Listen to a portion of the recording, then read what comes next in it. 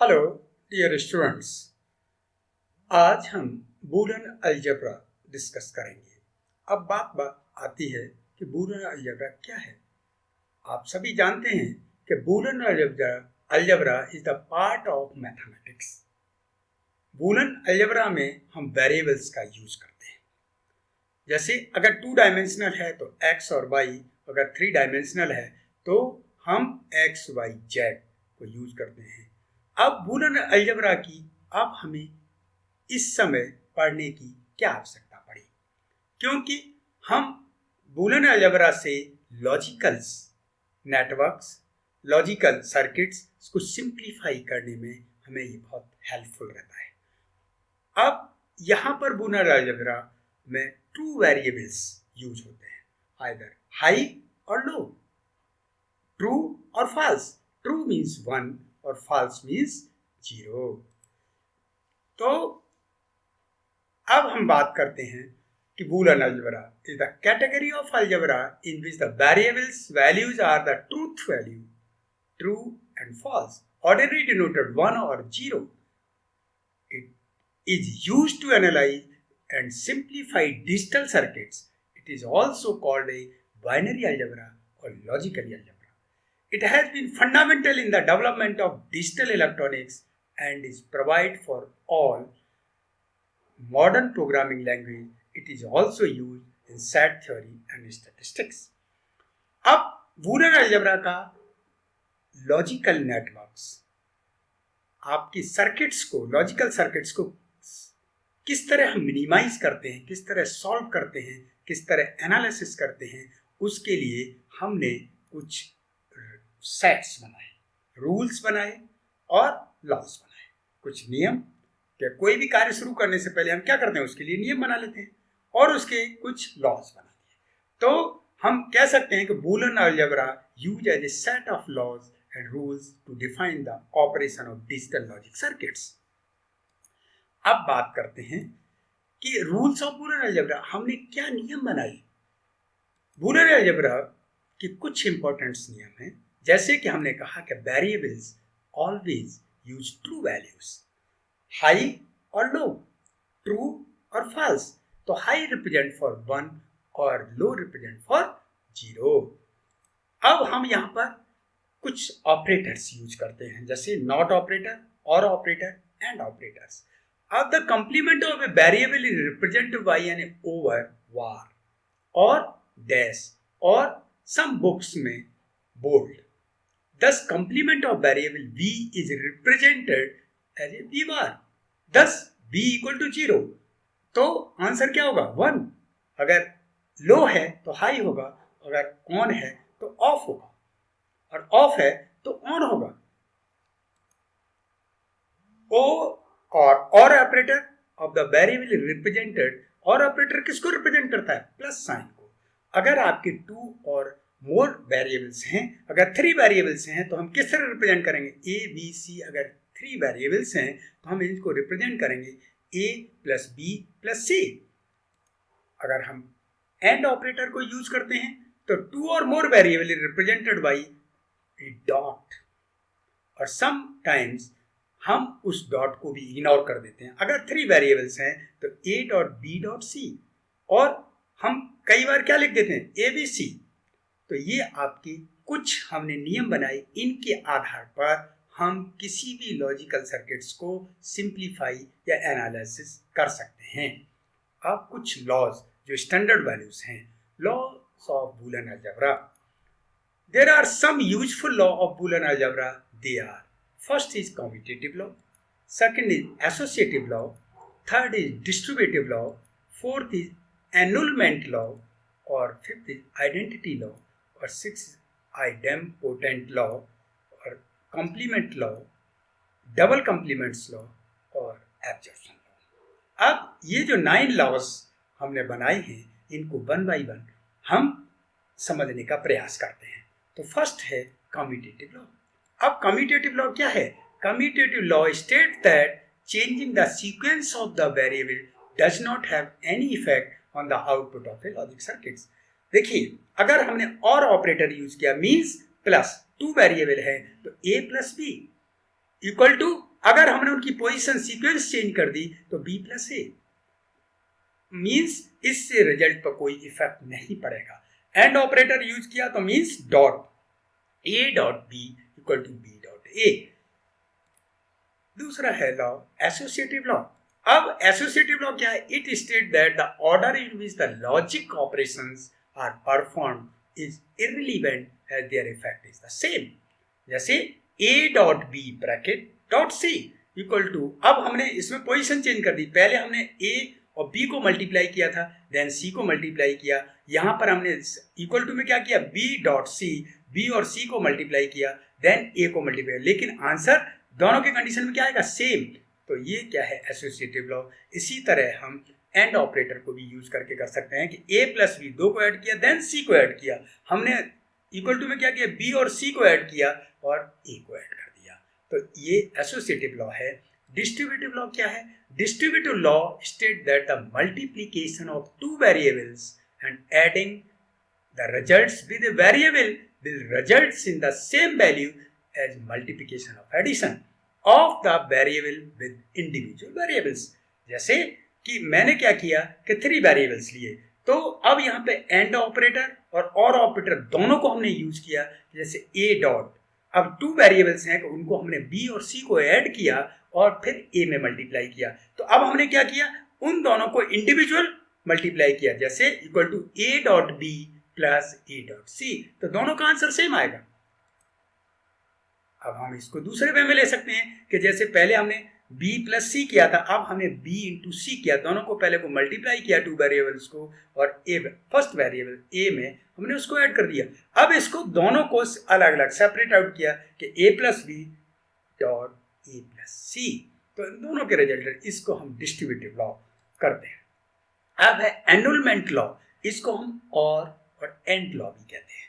जैसे a into zero equal to zero और a plus one equal to one. अब आप मान लीजिए कि a की वैल्यू वेरिएबल है कि 0 और 1, तो आंसर ऑलवेज 0 और 1 के फॉर्म में आएगा।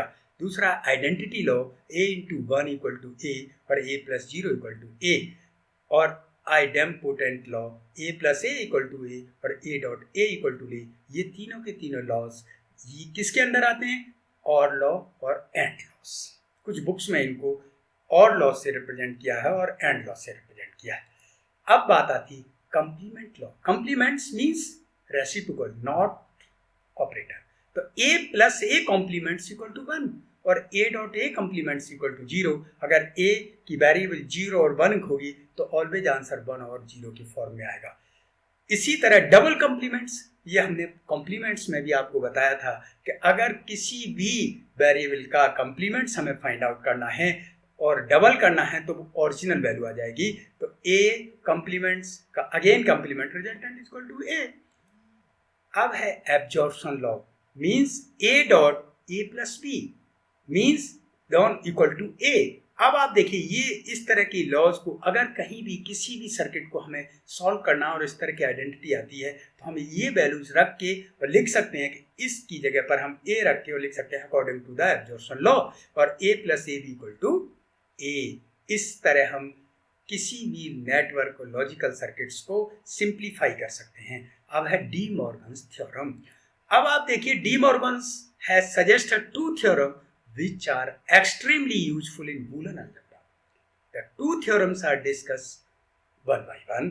तो फर्स्ट, अब आप देखिए क्या है, हमने 3 वेरिएबल्स लिए, a plus B plus C को complements equal to individual complements, a complement into b complement into c complement. Similarly अगर हमने तीनों वेरिएबल्स का प्रोडक्ट निकाला है a dot B dot C और उसका कॉम्प्लीमेंट्स फाइंड आउट किया है, तो इसको हमने सेपरेट आउट कर दिया, a complement plus B complement plus C complements. ये दोनों भी, इनको भी हम डायरेक्टली किसी भी इक्वेशन में रखकर और लिख सकते हैं according to De Morgan's theorem, उसको हम सिंप्लीफाई कर सकते हैं।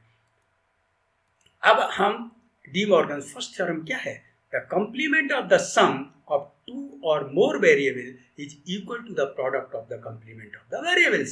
जैसे फर्स्ट हमने 2 वेरिएबल्स लेके चले और फर्स्ट वेरिएबल क्या है कि a प्लस बी का complement, whole complement means NOR gate, क्योंकि और गेट को अगर हमने नॉट लगा दिया तो NOR gate equal to individual a complement into B complements means bubbled AND gate.